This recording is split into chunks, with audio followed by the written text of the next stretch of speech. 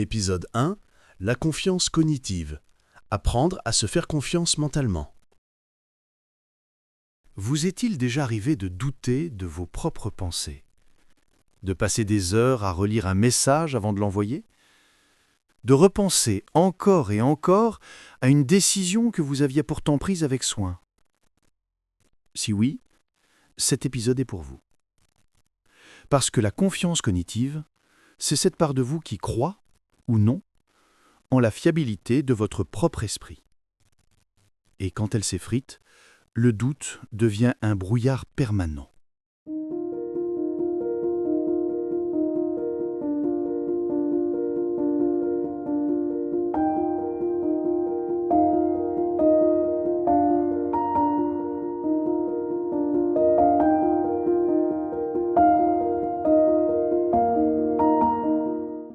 Les amis, voici le témoignage de Margot.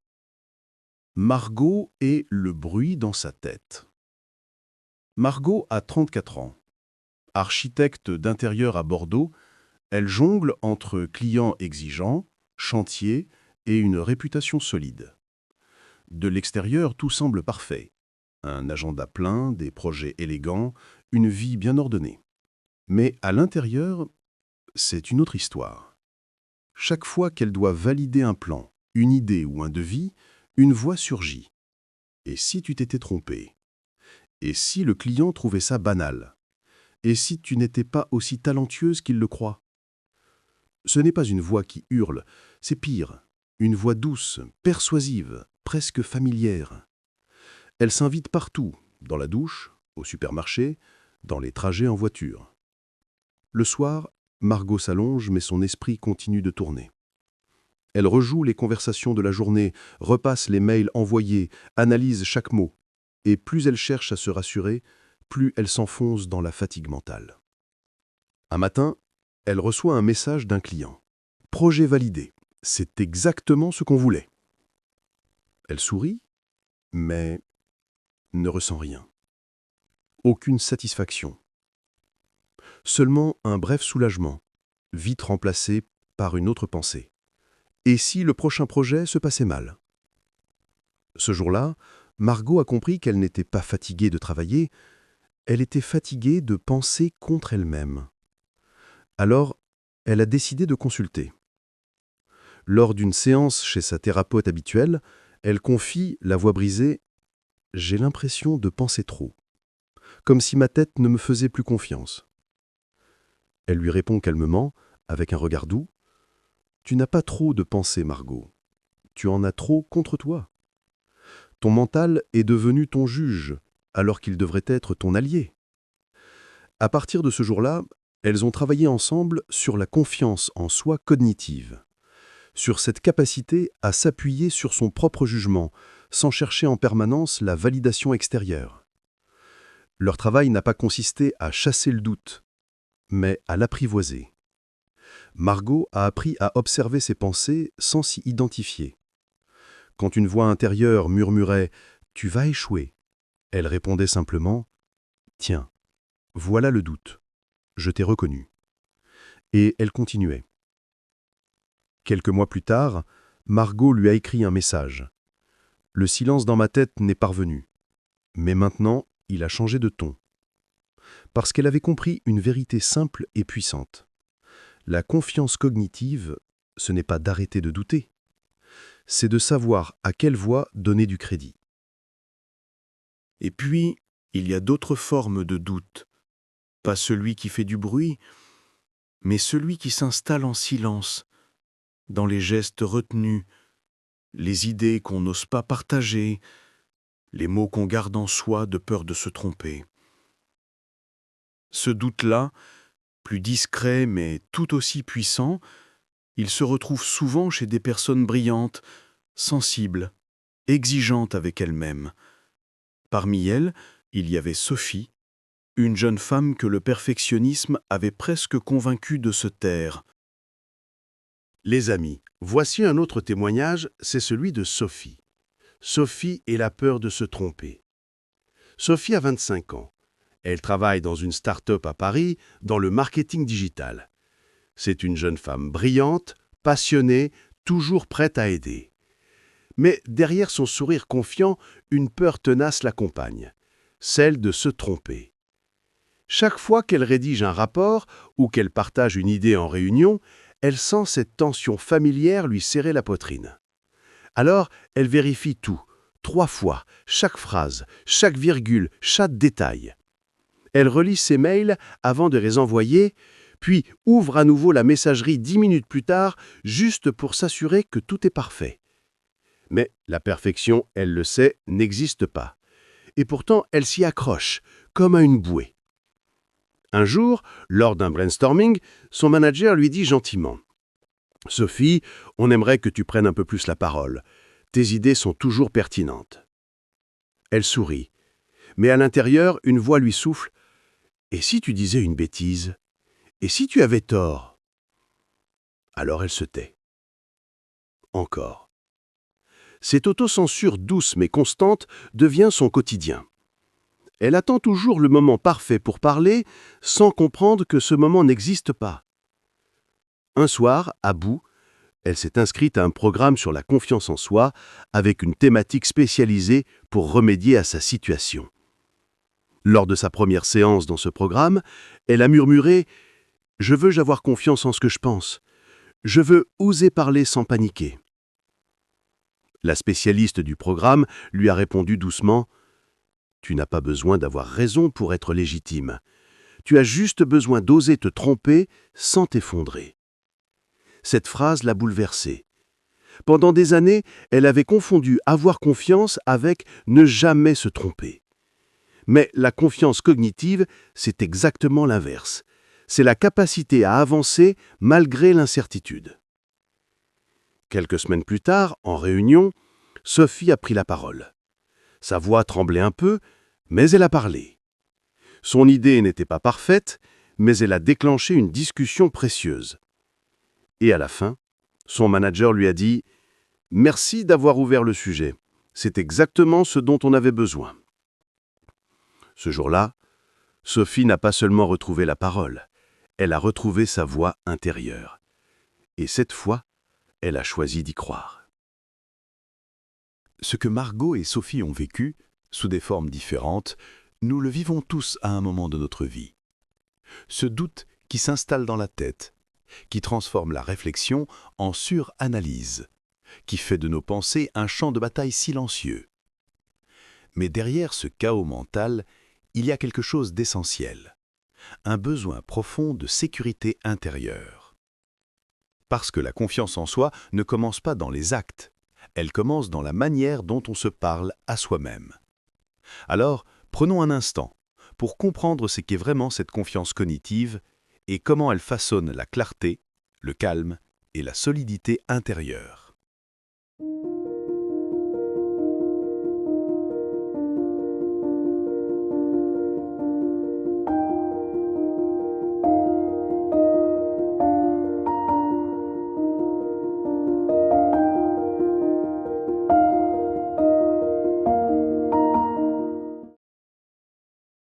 Comprendre la confiance cognitive. Les amis, soyez attentifs aux 3 points clés que je vais aborder avec vous. 1. Qu'est-ce que la confiance cognitive? Le terme confiance recouvre souvent l'idée de croire en soi, en sa valeur, ses capacités, son potentiel. La confiance cognitive est plus spécifique. C'est la confiance dans vos capacités de pensée, de jugement et de décision. En psychologie, on parle de concepts proches. Le premier concept. L'auto-efficacité, self-efficacy, d'Albert Bandura. The belief in one's ability to succeed in specific situations or accomplish a task. Source of Simply Psychology. Cela signifie la croyance en sa propre capacité à réussir dans une situation donnée ou à accomplir une tâche précise. Le deuxième concept. La confiance en soi générale, self-confidence. A belief in oneself, the conviction that one has the ability to meet life's challenges and to succeed. Source of Psychology Today. Cela signifie une croyance en soi-même, la conviction d'avoir la capacité d'affronter les défis de la vie et de réussir.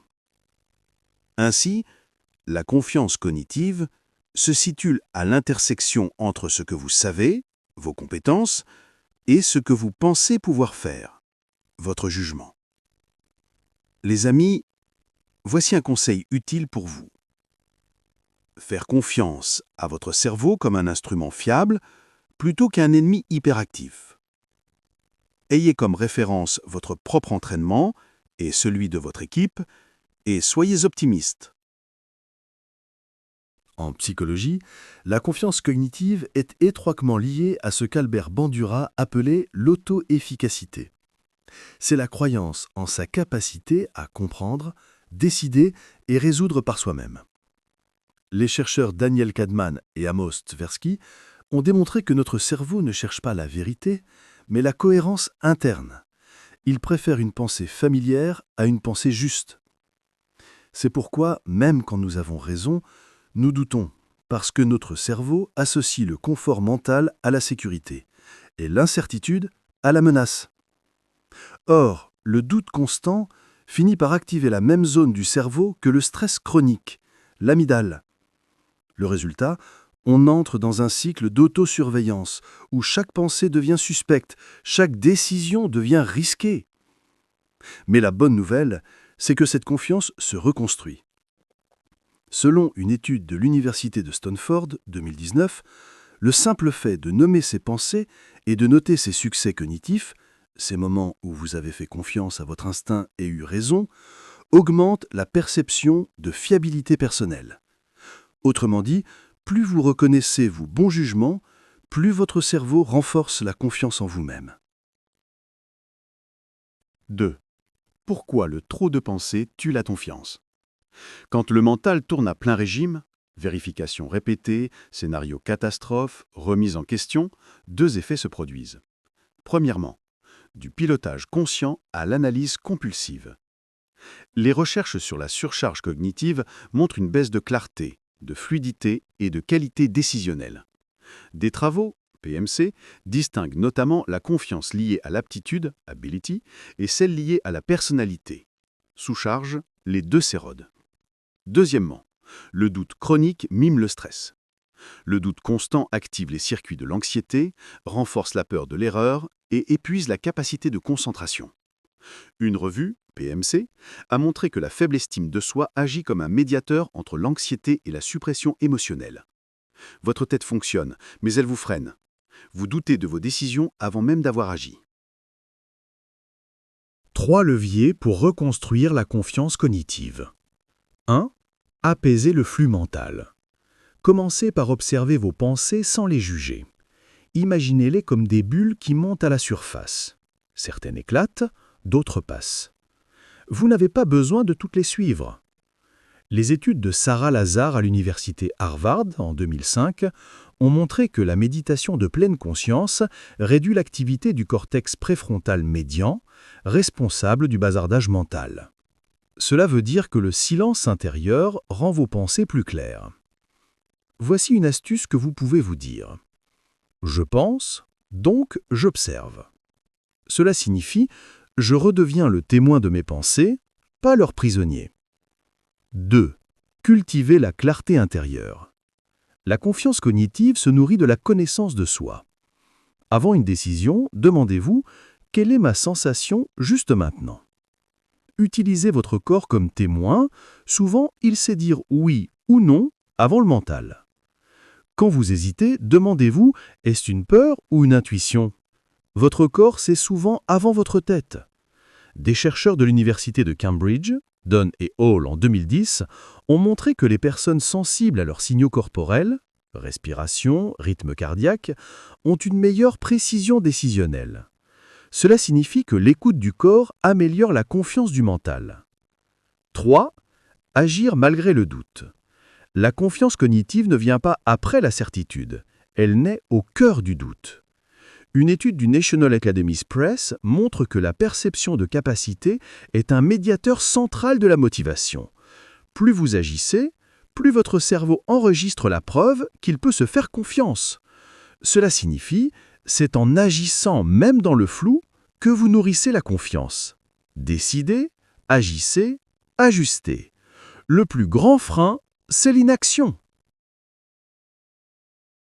Si ce que nous venons d'explorer fait écho à vous, au silence du doute et à l'envie de refaire alliance avec votre esprit, alors dans mon livre « Les 7 secrets pour booster la confiance en soi », je vous propose un exercice spécifique pour trier les pensées qui vous élèvent de celles qui vous enferment, libérer votre esprit et retrouver confiance dans votre discernement. Retenez ceci. La confiance cognitive, ce n'est pas l'absence de doute. C'est la capacité de penser avec vous-même, pas contre vous-même. C'est dire à votre mental « je t'écoute », mais c'est moi qui décide. Alors cette semaine, je vous propose d'observer vos pensées sans chercher à les corriger, de noter chaque soir une pensée qui vous a freiné et une autre qui vous a soutenu, et de répéter intérieurement « je fais confiance à mon esprit aujourd'hui ». Alors peut-être qu'aujourd'hui, vous n'avez pas besoin d'avoir raison sur tout. Vous avez seulement besoin de croire que vous pouvez réfléchir sainement. Chaque fois que vous doutez, souvenez-vous, le doute n'est pas l'ennemi de la confiance, il en est souvent la porte d'entrée. Cet épisode vous a aidé? Abonnez-vous pour ne pas manquer le prochain. Et notez cet épisode de 5 étoiles sur votre plateforme d'écoute préférée et le partagez massivement. Et souvenez-vous, la confiance ne se trouve pas à l'extérieur. Elle se cultive dans le calme intérieur, une pensée apaisée à la fois.